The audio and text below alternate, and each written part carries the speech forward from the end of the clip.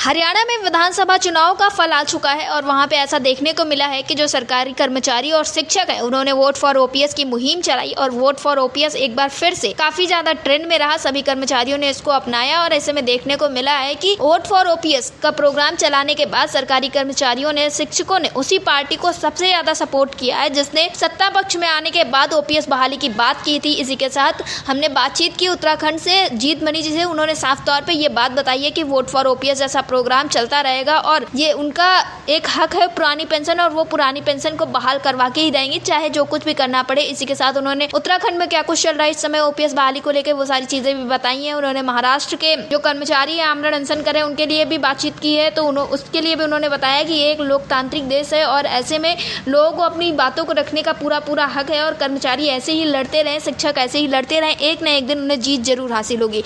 इसी के साथ और जानकारी देते हुए उन्होंने क्या कुछ कहा है आप भी सुनिए। जीत मणि जी, आपका हमारे चैनल अटल टीवी पे बहुत बहुत स्वागत है। बहुत धन्यवाद मैडम। जैसा कि देखा गया कि कल हरियाणा में चुनाव था और कर्मचारियों ने वोट फॉर ओपीएस जैसी मुहिम चलाई गई थी और जिसमें ये देखा भी गया कि जो सरकारी कर्मचारी थे उनका रोज साफ देखने को मिला है। उन्होंने उसी सरकार को सपोर्ट किया है जिसने इसकी ओपीएस की बात की थी, जिसने कहा था कि पुरानी पेंशन को बहाल किया जाएगा। तो ऐसे में आपका क्या कुछ कहना है?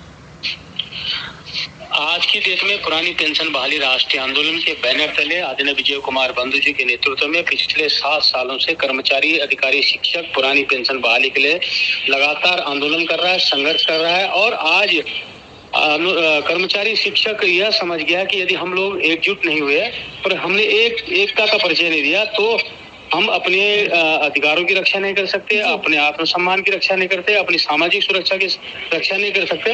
हरियाणा के अधिकारी, कर्मचारी, शिक्षकों ने यह करके दिखाया है हिमाचल की तर्ज पर कि उन्होंने वोट फॉर ओपीएस अभियान को अपनी जो उनकी जिम्मेदारी थी, अपना जो उनके हाथ में था वो पूरा करके दिखाया और उन्होंने यह साबित किया कि यदि अधिकारी, कर्मचारी, शिक्षक एकजुट होंगे तो आने वाले भविष्य में सभी सरकारों को मजबूर होकर अधिकारी, कर्मचारी, शिक्षकों के सम्मान के साथ कोई भी खिलवाड़ नहीं कर सकते। जी जीत मणि जी, इसी के साथ अगर बात करें महाराष्ट्र की तो महाराष्ट्र में भी चुनाव लगा हुआ है और वहाँ पे जो इसके एनएमओपीएस के हैं जो संगठन के लोग, उन्होंने वहाँ पे आमरण अनशन तक शुरू कर दिया है। कई साथी जो हैं उनकी तबीयत काफ़ी ज़्यादा बिगड़ी, जिसके बाद विपक्ष के द्वारा लेटर जारी किया गया कि वो लोग आमरण अनशन बंद करें, जैसे उनकी सरकार सत्ता में आती है तुरंत उन लोगों को ओपीएस बहाल की जाएगी। लेकिन कर्मचारी फिर भी मानने के लिए तैयार नहीं। उनका साफ तौर पर यही कहना है कि जब तक सत्ता पक्ष की तरफ से ऐसा कुछ नहीं किया जाता या फिर सरकार जब तक इस बातें नहीं कर रही तब तक वो अपना आमरण अनशन नहीं बंद करेंगे।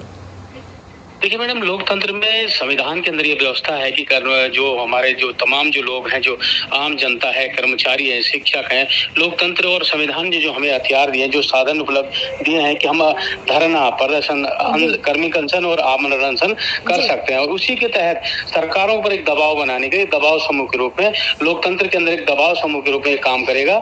और वो हमारे अधिकारी, कर्मचारी, शिक्षक विगत कई दिनों से लगातार आमरण अनशन कर रहे हैं कि पुरानी पेंशन बहाल हो। और उसमें राजनीतिक दलों के अंदर यह चताया जा रहा है कि आप समय रहते कर्मचारी, शिक्षकों की इस महत्वपूर्ण मांग को, जो उनकी सामाजिक सुरक्षा से जुड़ा मामला है, जो उनके बुढ़ापे की लाठी है, इसको अनदेखा न करें। यदि आप अनदेखा करें तो हिमाचल की तर्ज पर अपेक्षाकृत परिणाम आपको देखने को मिलेंगे। जी जीत मणि जी, उत्तराखंड में इस वक्त ओपीएस बहाली के लिए क्या प्रोग्राम चला है, क्या कुछ आप लोगों ने सोच के रखा है? पुरानी पेंशन बहाली राष्ट्रीय आंदोलन विगत 7 सालों से उत्तराखंड के अंदर तमाम जितने हमारे मान्यता प्राप्त कर्मचारी संगठन हैं, तो यहाँ उत्तराखंड के जो 10 परिसंघ और महासंघ है और जितने भी राजकीय शिक्षक संघ है, राजकीय प्राथमिक शिक्षक संघ है, उत्तराखंड सचिवालय संघ है और उनके अधीन आने वाले तमाम घटक संगठनों के साथ एक बहुत बेहतर ढंग से समन्वय स्थापित करते हुए तालमेल के साथ लगातार हम अपना कार्यक्रम कर रहे हैं और अपना सदस्यता अभियान चला रहे हैं। ब्लॉक स्तर पर हमारी ब्लॉक के कार्यकारिणियों का गठन होता जा रहा है और हम आने वाले दिनों में, क्योंकि 15 दिसंबर को हमारे राष्ट्रीय अधिवेशन, उसके बाद जो कार्यक्रम तय होंगे उसके बाद अपने अन्य कार्यक्रम रखेंगे और इस आंदोलन की अलग को इसी तरह से जलाते रहेंगे और जब तक पुरानी पेंशन बहाल नहीं हो जाती एनएमओपीएस इस संघर्ष जारी रखेगा। जी जीत मणि जी, अटल टीवी से जुड़ने के लिए बहुत बहुत धन्यवाद। बहुत धन्यवाद। नमस्कार मैडम।